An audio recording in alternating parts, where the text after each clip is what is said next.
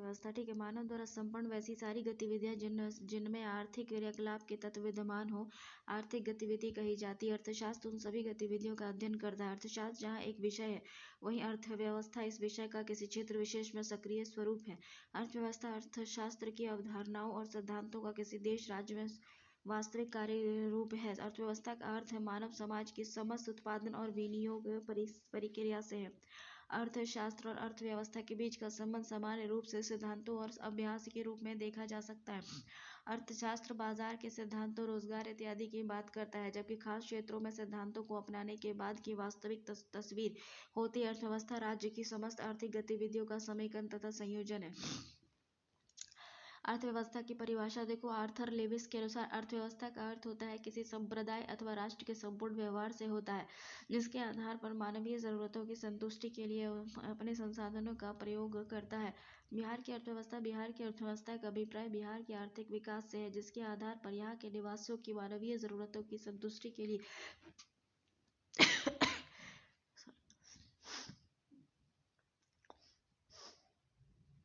बिहार में व्याप्त संसाधनों का उपयोग करता है। बिहार की अर्थव्यवस्था मुख्य रूप से कृषि से संबंधित क्रियाकलापों और कृषि आधारित उद्योगों पर निर्भर है।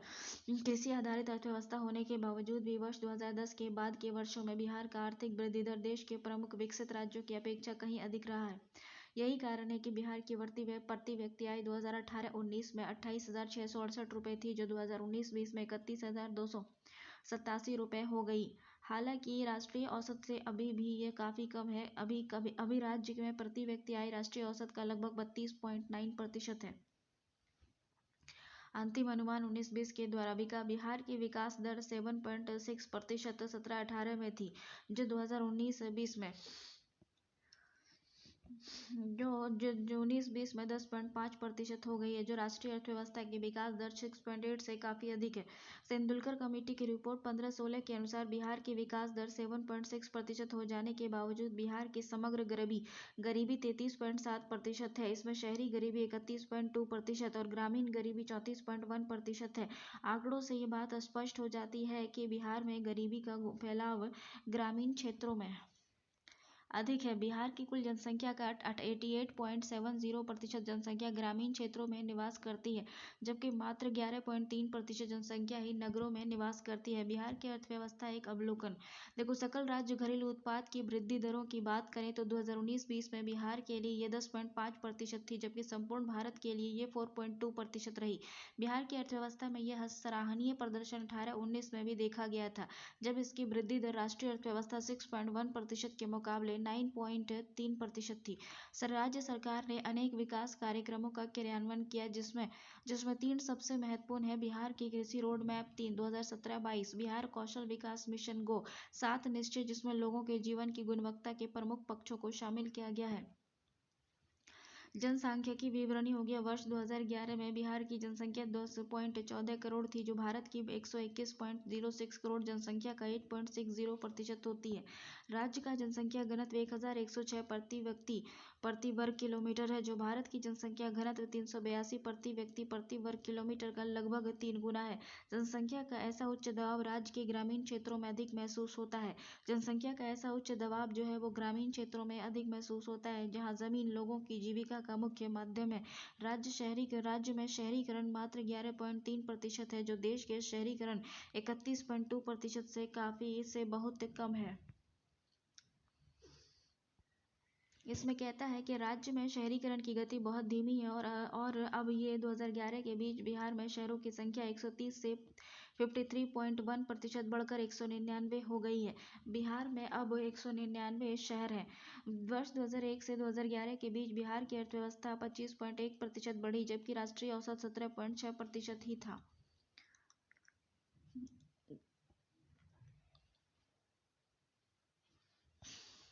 सकल राज्य घरेलू उत्पाद बिहार में राज्य घरेलू उत्पाद स्टेट डोमेस्टिक प्रोडक्ट के अनुमान सकल राज्य घरेलू उत्पाद GSDP और निबल राज्य घरेलू उत्पाद NSDP दोनों के लिए अलग अलग तैयार किए जाते हैं। दोनों ही अनुमान वर्तमान मूल्य पर अलग अलग से तैयार किए जाते हैं और स्थिर मूल्य पर अलग तरीके से।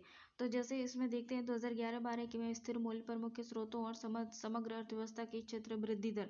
जैसे कि 2019-20 में देखा जाए तो भारत की प्राथमिक सेक्टर में वृद्धि दर 3.9% थी और बिहार की 3.6%। द्वितीय सेक्टर में समग्र अर्थव्यवस्था का वृद्धि दर जो था वो भारत में 0.7% था और बिहार में 8.2% था द्वितीय क्षेत्र का। तृतीय क्षेत्र का जो था वो 5.5% भारत का था और 8.5% बिहार का था। भारत के विकास दर जो है वो 4.2% है 2019-20 में और बिहार की विकास दर 10.5% है। उपरोक्त तालिका के आधार पर विचार के सकल राज्य घरेलू उत्पाद की वृद्धि दरों की बात करें तो 19-20 में बिहार के लिए 10.5% थी और संपूर्ण भारत के लिए 4.2% थी। 2018-19 में भी बिहार की अर्थव्यवस्था का सराहनीय प्रदर्शन रहा था, जबकि इसकी वृद्धि दर राष्ट्रीय अर्थव्यवस्था 6.1 के मुकाबले 9.3% थी। बिहार की अर्थव्यवस्था समग्र वृद्धि दर को 3 मुख्य क्षेत्रों के लिए क्षेत्रगत वृद्धि दरों का अवलोकन करने पर तृतीय क्षेत्र प्राथमिक और द्वितीय क्षेत्रों से अधिक तेजी से बढ़ता दिखता है।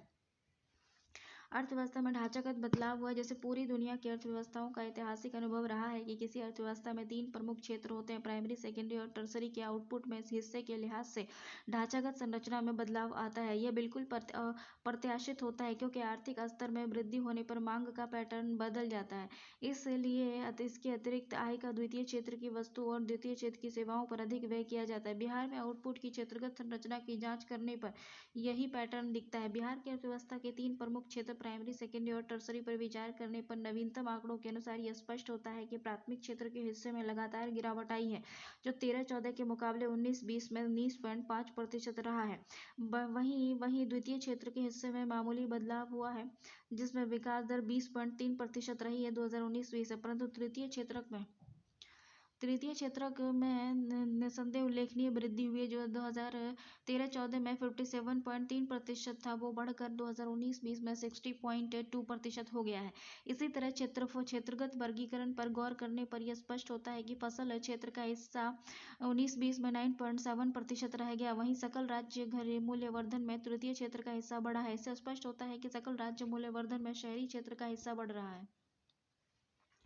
अब देखो क्षेत्रीय विषमता। प्रति व्यक्ति आय के मामले में देश में राज्यों के बीच जिस तरह से असमानता मौजूद है, बिहार के जिलों की प्रति आय की तुलना करने पर उनके बीच भी वही परिघटना देखी जा सकती है। बिहार में जिलों के लिए प्रति व्यक्ति आय का सबसे हाल का अनुमान 2017-18 से संबंधित है। बिहार के 3 सर्वाधिक उन्नत जिले पटना, बेगूसराय, मुंगेर है। वहीं आर्थिक रूप से सबसे प्रतिकूल स्थिति वाले जिले शिवहर और अररिया है। बिहार में विभिन्न जिलों में प्रति व्यक्ति आय के अनुमान अपेक्षाकृत पुराने हैं, इसलिए आर्थिक स्थिति में हाल ही में विषमताओं की जानकारी के लिए विभिन्न जिलों में पेट्रोलियम उत्पाद, पेट्रोल, डीजल और रसोई गैस की खपत के सूचक पर विचार किया जा सकता है। अगर किसी जिले में खपत का हिस्सा उसकी आबादी के हिस्से से अधिक है तो उस जिले का अपेक्षाकृत समृद्ध जिला कहा जा सकता है। इस मापदंड का उपयोग करके 3 पेट्रोलियम उत्पाद की खपत के मामले में 3 सर्वाधिक समृद्ध और 3 सबसे पिछड़े जिले के नाम दिए गए हैं। तालिका से स्पष्ट होता है। देखो, जैसे कि पेट्रोलियम उत्पाद की खपत के लिहाज से पटना, मुजफ्फरपुर, वैशाली और बेगूसराय राज्य में अपेक्षाकृत समृद्ध जिले हैं। वहीं सबसे पिछड़े जिले लखीसराय, बांका और नवादा है। बिहार में क्षेत्रफल आर्थिक विषमता पर कुछ अधिक जानकारी के लिए डाकघरों और लोक भविष्य निधि में रखी गई लघु बचत की जमा राशियों का भी विश्लेषण किया जा सकता है। जनसंख्या में हिस्से के साथ साथ बचत में हिस्से की तुलना करने से जिलों की संख्या से पता चलता है, तुलना में समृद्धि का पता चलता है। तुलना से स्पष्ट होता है कि पटना, सारण और नालंदा इस लिहाज से बिहार के सबसे समृद्ध जिले हैं। वहीं उसके आधार पर किशनगंज, शिवहर और अररिया आर्थिक लिहाज से सबसे प्रतिकूल दिखते हैं। पटना, सारण और नालंदा। बिहार में अपेक्षाकृत समृद्ध और पिछड़े जिले कौन कौन से हैं? जैसे देखो, 3 सबसे शीर्ष जिले जो है पेट्रोलियम के मामले में पटना, मुजफ्फरपुर, वैशाली है। डीजल के मामले में पटना, औरंगाबाद, मुजफ्फरपुर है। और एलपीजी के मामले में पटना, मुजफ्फरपुर, बेगूसराय है। और लघु बचत के मामले में पटना, सारण और नालंदा है। 3 सबसे पीछे जिले जो है लखीसराय, बांका, नवादा है। डीजल के 3 सबसे पिछड़े जिले जो है शिवहर, मधुबनी, बांका है डीजल के मामले में। और एलपीजी के मामले में अररिया, किशनगंज, बांका है। और पश्चिम चंपारण है लघु बचत के मामले में, किशनगंज और अररिया है। उपभोक्ता मूल्य सूचकांक होलसेल प्राइस इंडेक्स हो गया। उपभोक्ता मूल्य सूचकांक कंज्यूमर प्राइस इंडेक्स के समय के साथ मूल्यों में अंतर के रुझान और मुद्रास्फीति की दर को सूचित करता है। भारत में थोक मूल्य सूचकांक पूरे देश के लिए उपलब्ध होता है, जबकि उपभोक्ता मूल्य सूचकांक औद्योगिक, मजदूर, कृषि श्रमिक और ग्रामीण श्रमिक के लिए पूरे देश के साथ सभी राज्यों के लिए भी अलग अलग उपलब्ध होता है। इन सूचकों के आधार पर वर्ष विभिन्न है। थोक मूल्य सूचकांक के लिए 4-5, औद्योगिक श्रमिक के लिए 2001 और 2000 कृषि श्रमिक के लिए 1986-87। ग्रामीण मजदूर के मामले में बिहार में मूल्य वृद्धि पूरे भारत के मुकाबले कुछ धीमी है। औद्योगिक श्रमिक के मामले में मूल्य वृद्धि बिहार पूरे देश में लगभग समान रही है। हाल ही में केंद्रीय सांख्यिकी संगठन ने उपभोक्ता मूल्य सूचकांक (सीपीआई) की नई श्रृंखला जारी की है, जिसका आधार 11 और 12 है। इसमें थोक मूल्य सूचकांक और उपभोक्ता मूल्य सूचकांक दोनों शामिल है। थोक मूल्य सूचकांक सिर्फ भारत के लिए उपलब्ध है, लेकिन सौभाग्यवश उपभोक्ता मूल्य सूचकांक सभी राज्यों के लिए भी उपलब्ध है। साथ ही उपभोक्ता मूल्य सूचकांक के ग्रामीण और शहरी दोनों क्षेत्र के लिए अलग-अलग अनुमान उपलब्ध हैं। संयुक्त मुद्रास्फीति दर।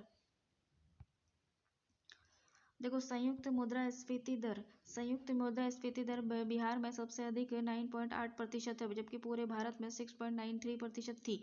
ग्रामीण क्षेत्रों में मुद्रास्फीति की दर 9.4% दर और देश में दूसरी सर्वाधिक दर से, जबकि राष्ट्रीय औसत से 1.2% थी।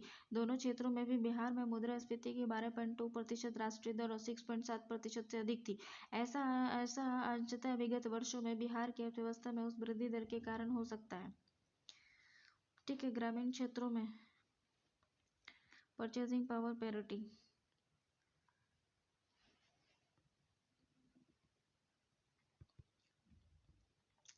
देखो, शिक्षा एवं साक्षरता। इसमें देखते हैं कि शिक्षा उस प्रक्रिया को कहते हैं जिससे मनुष्य में योग्यता का विकास होता है। ठीक है, शिक्षा उस प्रक्रिया को कहते हैं जिससे मनुष्य में योग्यता का विकास होता है। शिक्षा द्वारा ही ज्ञान और अज्ञान के मध्य अंतर को समझकर मनुष्य सही दिशा की ओर बढ़ता है तथा सम्यक ज्ञान के प्रकाश में जीवन का सर्वांगीण विकास कर पाता है। इसलिए भारतीय पाठ्यक्रम में शिक्षा को जीवन के शाश्वत मूल्य के रूप में आदरणीय स्थान दिया गया है। शिक्षा को विद्या या ज्ञान के रूप में संज्ञापित किया गया है। वस्तुतः मानव जीवन में आने वाले झंझावातों और उलझनों और शंकाओं का मूल कारण अशिक्षा या अज्ञान ही होता है।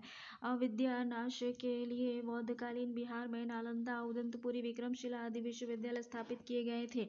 साथ ही हजारों संघाराम और महाविहार भी। इन विश्वविद्यालय एवं महाविहारों के माध्यम से अनेक विषयों से संबंधित ज्ञान सर्वोत्तम स्थिति में पहुंच गई थी। शिक्षा एवं साक्षरता के बिना पूर्ण विकास की कल्पना करना व्यर्थ है। इसलिए यह नारा है कि शिक्षा ही जीवन है, अनपढ़ रहना कलंक है।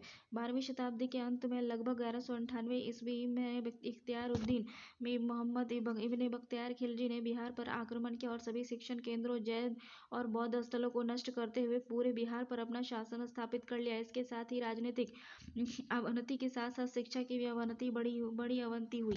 शासकों ने धर्म प्रचार के उद्देश्य से शिक्षा की व्यवस्था की। उन्होंने बिहार के विभिन्न स्थानों पर पाठशालाओं को तुड़वाकर मकतबों और मदरसों का निर्माण करवाया। इस कारण शिक्षण संस्थानों ने अपने विस्तृत आदर्शों को खो दिया। यह स्थिति 1765 तक बनी रही। 1765 में बक्सर की लड़ाई, जो अंग्रेजों और बंगाल के नवाब मीर कासिम और अवध के नवाब शुजा-उद-दौला और मुगल सम्राट शाह आलम द्वितीय की संयुक्त सेना के बीच निर्णायक युद्ध हुआ, जिसमें अंग्रेज विजयी हुए। युद्ध के पश्चात अंग्रेजों का वर्चस्व बिहार में हो गया। कंपनी सरकार स्थापित होते ही अंग्रेजों द्वारा अपने देश इंग्लैंड में मानकों और मूल्यों को यहाँ स्थापित करना शुरू कर दिया। ईस्ट इंडिया कंपनी के चेयरमैन चार्ल्स ग्रैंड ने अंग्रेजी शिक्षा पर जोर दिया। गवर्नर जनरल मिंटो ने 1813 में 10,000 पाउंड, उस समय के 1 लाख प्रतिवर्ष शिक्षा के लिए व्यय करने की व्यवस्था की। इस व्यवस्था की आधुनिक शिक्षा नीति की नींव पड़ी। थॉमस बेबिंगटन मैकाले ने 1835 में चार्ल्स ग्राउंड का समर्थन करते हुए नित्यानंद सिद्धांत, डाउनवर्ड फिल्ट्रेशन थ्योरी तैयार की। इस सिद्धांत के अनुसार शिक्षा की व्यवस्था के बल समाज के उच्च वर्ग के लिए थी। यदि उच्च वर्ग शिक्षा क्षमता है तो उसका प्रभाव उन्नयन कर नीचे के वर्गों में पहुंच जाएगा। थॉमस मैकाले का क्या कहना था कि हमें इस समय एक ऐसा वर्ग का निर्माण करने का पूरा प्रयत्न करना चाहिए जो हमारे और नीचे के वर्गों के बीच मध्यस्थता का काम कर सके, जिन पर हमें शासन करना है। मध्यस्थ वर्ग रक्त और रंग से भारतीय होंगे, परंतु रुचि और चिंतन और बुद्धि में अंग्रेज के समान होंगे। गवर्नर जनरल विलियम बेंटिक ने 7 मार्च 1835 को मैकाले द्वारा प्रस्तुत शिक्षा नीति को स्वीकार कर लिया। गवर्नर जनरल विलियम बेंटिक ने 7 मार्च 1835 को मैकाले द्वारा प्रस्तुत शिक्षा नीति को स्वीकार कर लिया। ये कंपनी सरकार की पहली शिक्षा नीति थी।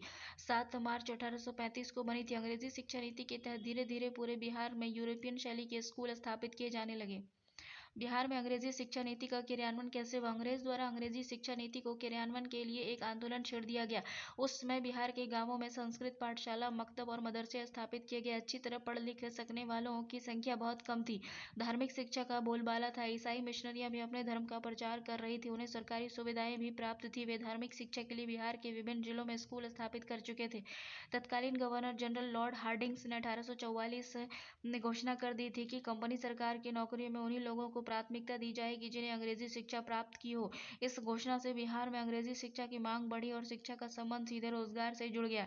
इस घोषणा के बाद बिहार के प्रमुख नगरों पटना, गया, भागलपुर, शाहाबाद, मुजफ्फरपुर, दरभंगा, सारण, चंपारण, पूर्णिया, मुंगेर आदि में यूरोपियन शैली के स्कूल स्थापित होने लगे और रंगभेद नीति की वजह से अंग्रेज तथा भारतीयों के लिए अलग अलग स्कूल स्थापित होते थे। अंग्रेजी शिक्षा नीति के प्रचार प्रसार के लिए अंग्रेज भारत सरकार ने 23 सितंबर 1952 का डॉक्टर लक्ष्मण मुदलियर की अध्यक्षता में माध्यमिक शिक्षा आयोग का गठन किया। आयोग ने कई सुझाव भारत सरकार को सौंपे। प्राथमिक शिक्षा और उच्च शिक्षा की कड़ी मानकर प्राथमिक शिक्षा एवं उच्च शिक्षा की कड़ी मानकर केंद्र सरकार ने भी आयोग के सुझाव पर माध्यमिक शिक्षा का पुनर्गठन किया और व्यावसायिक शिक्षा तथा तकनीकी शिक्षण स्कूल स्थापित किए। प्राथमिक शिक्षा शिक्षा की पहली सीढ़ी है जिसे सफलतापूर्वक पार करके ही कोई राष्ट्र अपने अभिष्ट लक्ष्य तक पहुंचता है। इसलिए बिहार सरकार ने स्वतंत्रता के बाद प्राथमिक शिक्षा को महत्व देना शुरू कर दिया। देखो प्रमुख शैक्षणिक संस्थान कौन है?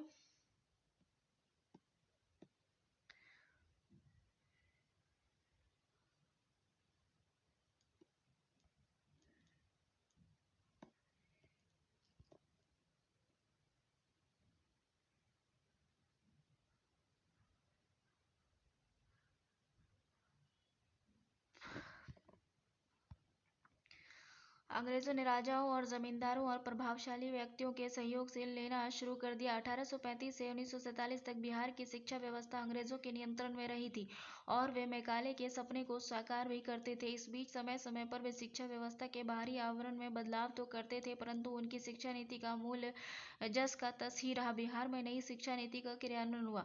मुख्यमंत्री श्री कृष्ण सिंह के नेतृत्व में बिहार सरकार ने राष्ट्रीय शिक्षा नीति के तहत राज्य में शैक्षणिक विकास करना शुरू कर दिया। इसके पूर्व 1937 में श्री कृष्ण सिंह के प्रधानमंत्री परिषद वाली बिहार सरकार ने बिहार में निरक्षरता उन्मूलन कार्यक्रम में प्रारंभ किया। स्वतंत्रता प्राप्ति के समय बिहार जर्जर स्थिति में था। साक्षरता मात्र प्रतिशत 15.64 थी और शिक्षा मंत्री आचार्य बद्रीनाथ वर्मा ने कहा कि संविधान के नीति निर्देशक अनुच्छेद 45 के अनुसार संविधान निर्माण के 10 वर्ष के अंदर 14 वर्ष तक की उम्र के बालक और बालिकाओं को निःशुल्क शिक्षा प्रदान करेगी। प्रौढ़ शिक्षा कार्यक्रम की शुरुआत की गई। सरकार ने शिक्षा का मूल और व्यवहारिक चरित्र पूर्णतः बदल दिया। उच्च शिक्षा बिहार में उच्च शिक्षा की शुरुआत 1862 में हुई। पटना कॉलेज की स्थापना के साथ प्रारंभ हुआ। 1862 में पटना कॉलेज की स्थापना के साथ प्रारंभ हुआ। ये कलकत्ता विश्वविद्यालय से संबद्ध था।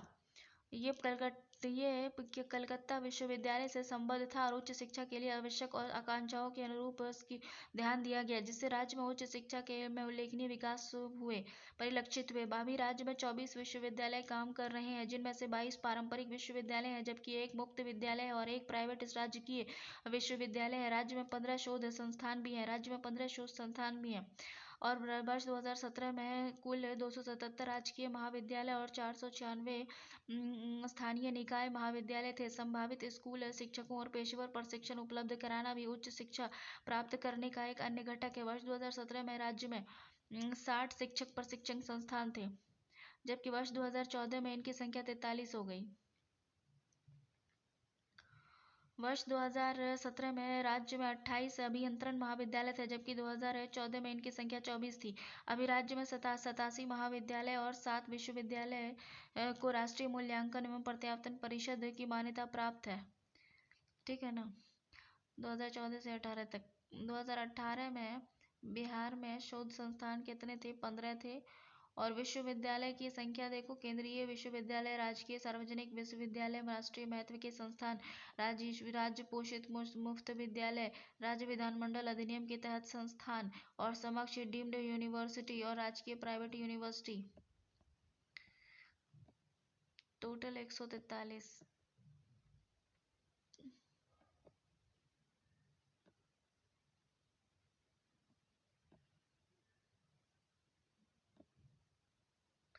बिहार में 36 अभियंत्रण महाविद्यालय, शिक्षण प्रशिक्षण केंद्र, प्राथमिक जो है वो 60 है और पॉलिटेक्निक कॉलेज 58 है, 54 है, 145 है। माध्यमिक शिक्षा स्वतंत्र भारत में राजनीतिक तथा सामाजिक परिस्थितियों में बड़ी तीव्र गति से परिवर्तन हो रहा है, उनसे सामंजस्य स्थापित करने के लिए माध्यमिक शिक्षा के पुनर्निर्माण की आवश्यकता का अनुभव किया गया। केंद्रीय शिक्षा सलाहकार परिषद की सिफारिश पर भारत सरकार ने 23 सितंबर 1952 को डॉक्टर लक्ष्मण मुदलियार की अध्यक्षता में माध्यमिक शिक्षा आयोग का गठन किया। आयोग ने कई सुझाव भारत सरकार को दिए और प्राथमिक शिक्षा और उच्च शिक्षा की कड़ी मानकर केंद्र सरकार ने भी आयोग के सुझाव पर माध्यमिक शिक्षा का पुनर्गठन किया। व्यावसायिक तथा तकनीकी उद्देश्य स्कूल स्थापित किए। प्राथमिक शिक्षा शिक्षा की पहली सीढ़ी है जिसे सफलतापूर्वक पार करके ही कोई राष्ट्र अपने अभिष्ट लक्ष्य तक पहुंचता है और इसलिए बिहार सरकार ने स्वतंत्रता के बाद प्राथमिक शिक्षा को महत्व देना शुरू कर दिया। शैक्षणिक संस्थान कौन कौन से हैं? प्रमुख: पटना विश्वविद्यालय पटना 1917, डॉक्टर बी.आर. अम्बेडकर विश्वविद्यालय मुजफ्फरपुर 1952, पटना विश्वविद्यालय पटना 1917, बी.आर. अम्बेडकर विश्वविद्यालय मुजफ्फरपुर 1952, तिलका मांझी विश्वविद्यालय भागलपुर 1960, कामेश्वर सिंह संस्कृत विश्वविद्यालय दरभंगा 1961, मगध विश्वविद्यालय गया 1962, राजेंद्र कृषि विश्वविद्यालय पूसा समस्तीपुर 1970, ललित नारायण मिथिला विश्वविद्यालय दरभंगा 1972, नालंदा खुला विश्वविद्यालय बिहार शरीफ 1988, वीर कुंवर सिंह विश्वविद्यालय 1992, जयप्रकाश नारायण विश्वविद्यालय छपरा 1992, भूपेंद्र नारायण मंडल यूनिवर्सिटी 1992, मौलाना मजहरुल हक अरबी फारसी 1998, संगीत विश्वविद्यालय पटना 2008, जानकी राष्ट्रीय विधि विश्वविद्यालय पटना 2009, आर्यभट्ट ज्ञान विश्वविद्यालय 2009, इंदिरा गांधी ओपन यूनिवर्सिटी क्षेत्रीय कार्यालय नालंदा, अंतर्राष्ट्रीय विश्वविद्यालय पटना 2009, बिहार कृषि विश्वविद्यालय सबौर 2010, केंद्रीय विश्वविद्यालय मोतिहारी 2013, केंद्रीय विश्वविद्यालय गया 2013, अलीगढ़ मुस्लिम यूनिवर्सिटी 2013 और विक्रमशिला अंतर्राष्ट्रीय विश्वविद्यालय भागलपुर 2014। बिहार में engineering college Patna: Bihar college of engineering Patna, Muzaffarpur institute of technology Muzaffarpur, Bhagalpur college of engineering Bhagalpur, Birla institute of technology Patna, faculty of agriculture engineering Samastipur, Sanjay Gandhi institute of dairy technology Patna. उसके बाद चिकित्सा है, देखो चिकित्सा में है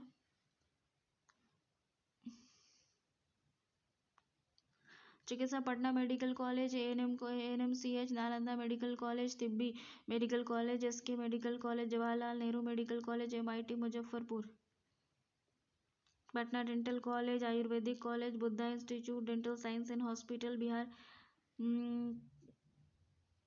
Bihar college of pharmacy, Ashtangik Ayurvedic college Bhagalpur, faculty of veterinary science, Shiv Kumari Ayurvedic college Begusarai, Saran homeopathic medical college, Ramnath Shyam homeopathic medical college, Magadh homeopathic medical college, Gaya homeopathic medical college, AKNHM medical college Bhagalpur.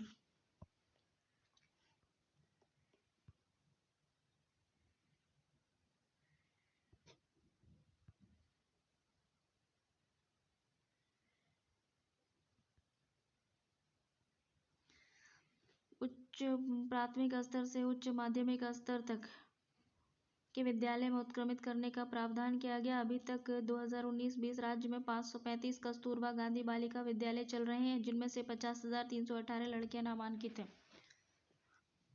अभी तक राज्य में 535 कस्तूरबा गांधी बालिका विद्यालय चल रहा है, जिसमें 50,318 बालिका नामांकित है। इन नामांकित लड़कियों में से 23,897 अनुसूचित जाति की है, 4,177 अनुसूचित जनजाति की है और 17,654 अन्य पिछड़ा वर्ग की है और 1,635 बीपीएल और 2,953 अल्पसंख्यक समुदाय की लड़कियां हैं।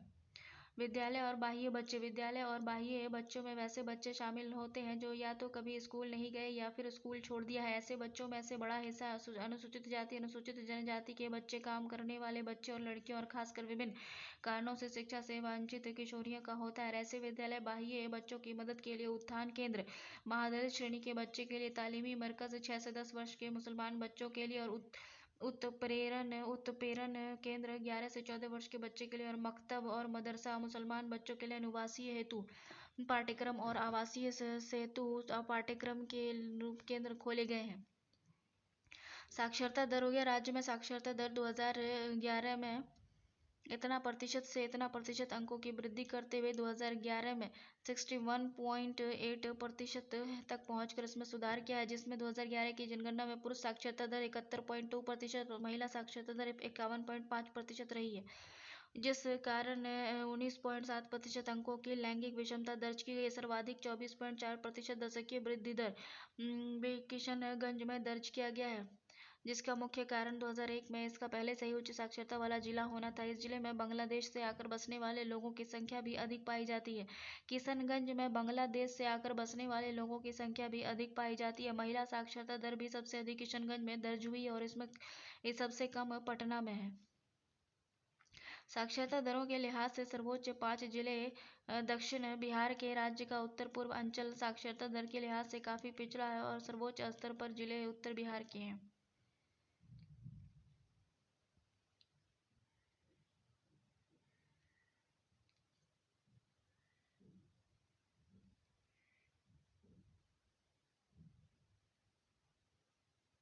रोहतास, पटना, भोजपुर, मुंगेर, औरंगाबाद, पूर्णिया सबसे कम है, सीतामढ़ी है, फिर कटिहार है, मधेपुरा है, सहरसा है।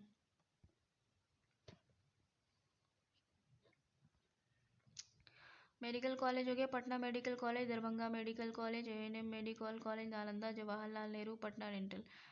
विशेष वर्ग के लिए शैक्षणिक संस्थान मुख्य बहादुर विद्यालय पटना, नेत्रहीन विद्यालय पटना, मदरसा इस्लामी शमसुल हुदा पटना, बालिका विद्यापीठ लखीसराय, भारतीय नृत्य कला मंदिर पटना, बिहार राष्ट्रभाषा परिषद पटना, चित्र और मूर्तिकला विद्यालय पटना, प्राकृतिक ज्ञान शास्त्र हिंसन संस्थान Vaishali, Xavier's fire safety academy Patna, Bihar veterinary college और faculty of veterinary science and animal husbandry Samastipur, Lalit Kala Vidyalaya faculty of fine arts craft Bhagalpur विश्वविद्यालय Bhagalpur, government college of arts and craft Patna, संगीत नृत्य शिक्षा पटना विश्वविद्यालय पटना, पटना यूनिवर्सिटी में संगीत और नृत्य भी है, कला और साहित्य भी है।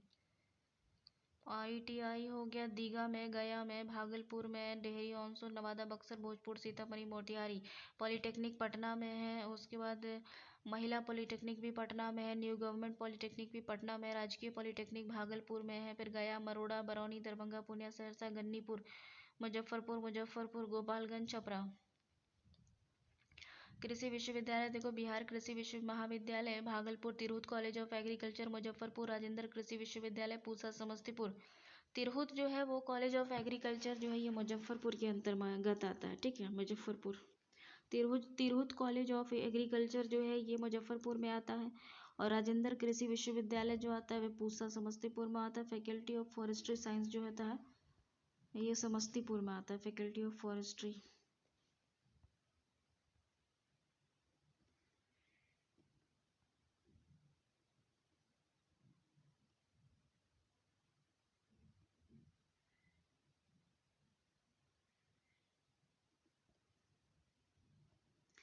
देखो सर्व शिक्षा अभियान हो गया,